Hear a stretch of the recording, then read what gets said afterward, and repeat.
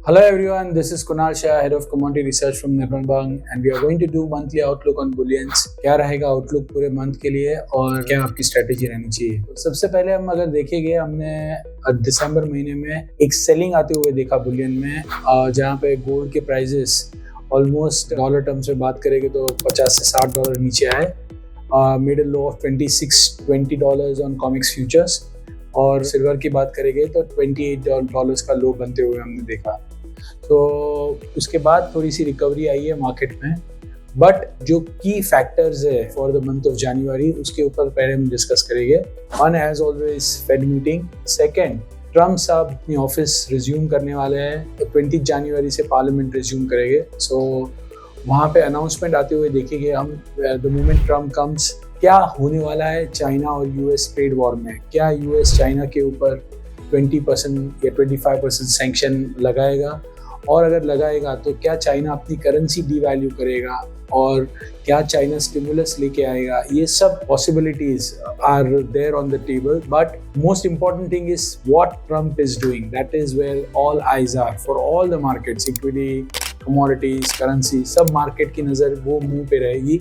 सो first scenario, अगर Trump China पे tax लगाता है 15 से 20% या टैरिफ लगाता है, तो चाइना अपनी करेंसी को डीवैल्यू कर देगा। बट जब वो अपनी करेंसी डीवैल्यू करता है तब गोल्ड और सिल्वर में करेक्शन आएगा, और वो करेक्शन पे आप बाइंग कीजिए, बिकॉज उसके बाद चाइना मॉनेटरी ईजिंग के पाथ पे जा सकता है अपनी इकोनॉमी को सपोर्ट करने के लिए। मेरी राय में थोड़ा छोटा मोटा करेक्शन आता है अराउंड $25-80 कॉमिक्स पे, वहाँ पे आप बाइंग पोजीशन बना सकते हैं। सिल्वर अराउंड $28 के आसपास फिर से आता है, तो वहाँ पे 28.50 या मैक्सिमम $28, इवन 28.50-29 के बीच में भी आप बाइंग कर सकते हैं। और वहाँ से आपको धीरे धीरे मुझे लग रहा है कि जैसे ये सब मूव प्ले आउट हो गए तो सेकेंड हाफ, मतलब 20 जनवरी 21 जनवरी के बाद आपको धीरे धीरे गोल्ड और सिल्वर में तेजी और एक इजाफा होते हुए देखने मिलेगा। दूसरा जो हमें की फैक्टर्स या की इवेंट्स देखनी है, वो यूएस के पेरोल्स के डेटा और इन्फ्लेशन के डेटा कैसे आते हैं। तो अगर यूएस में इन्फ्लेशन घट के आता है for the month of December, so that will lead to another spurt in gold futures। तीसरा चीज़ जो बहुत ही इम्पोर्टेंट हमको देखना है कि जियोपॉलिटिकल साइड से कोई नया डेवलपमेंट तो नहीं हो रहा है। और फोर्थ थिंग जो की डिसाइडिंग फैक्टर रहेगा गोल्ड और सिल्वर के लिए, वो है मूवमेंट ऑफ द डॉलर। तो यूएस डॉलर जब सितंबर महीने में फेड ने रेट कट किया था, तब हमने देखा था 99.70 का लो मारा था। उसके बाद almost at the time I'm doing this interview, it's almost at 108.70, 108.80, तो 109 के आसपास चल रहा है। सो 110-11 पे मुझे लग रहा है कि डॉलर कहाँ भी पीक आउट हो जाएगा। यूएस की 10 ईयर बॉन्ड यील्ड 4.85 के आसपास पीक आउट होनी चाहिए। तो ये डॉलर इंडेक्स 110-11 के बीच में, या यूएस की बॉन्ड यील्ड 4.85 या 4.8 के आसपास आती है, वहाँ पे मुझे लग रहा है कि आपको धीरे धीरे वो लेवल से गोल्ड और सिल्वर में लॉन्ग पोजीशन बनानी चाहिए। सो लास्ट वीक ऑफ जनवरी में the possibility of gold silver moving up is very high. Overall outlook मेरा अभी भी बुलिश है, क्योंकि ट्रम्प टैरिफ लगाता है तो टैरिफ लगाने से इन्फ्लेशन बढ़ जाएगा, that is positive for gold.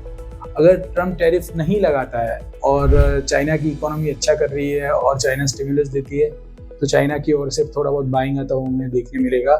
But ultimately monetary डिबेसमेंट, currencies आगे जाके कमजोर होने वाली है यूएस की, ये नैरेटिव पे मुझे गोल्ड और सिल्वर में 2025 के साल में भी बड़ी मंदी नजर नहीं आ रही है। ये साल 2024 में भी ईटीएफ का जो इन्वेस्टमेंट है गोल्ड में, इंटरनेशनल गोल्ड होल्डिंग्स ईटीएफ का, वो इतनी तेजी के बावजूद भी 3% डाउन है। So investors have still not bought gold aggressively, especially the Western investors. So anything goes wrong in the system, people will really start, the fear of missing out होता है वो हो सकता है, और people will start buying gold once something comes up. So जो world की date है वो इतनी ज़्यादा है कि कुछ भी हो सकता है आगे जाके। Possibility of small or big accidents taking place with such high debts is very high. ऐसे टाइम में गोल्ड और सिल्वर में मंदी का कोई व्यू नहीं है, मंदी लगता नहीं है। छोटे मोटे करेक्शंस आते रहेंगे, वो करेक्शन को कैपिटलाइज कीजिए, बाइंग कीजिए। ओवरऑल गोल्ड सिल्वर 2025 का आउटलुक तेजी का ही है। ये जो भी वॉलेटिलिटी आती है वो सस्टेन नहीं होगी, जो भी फॉल्स, डिप्स, करेक्शंस जो भी आते हैं वो सस्टेन नहीं होंगे। Directional view bullish.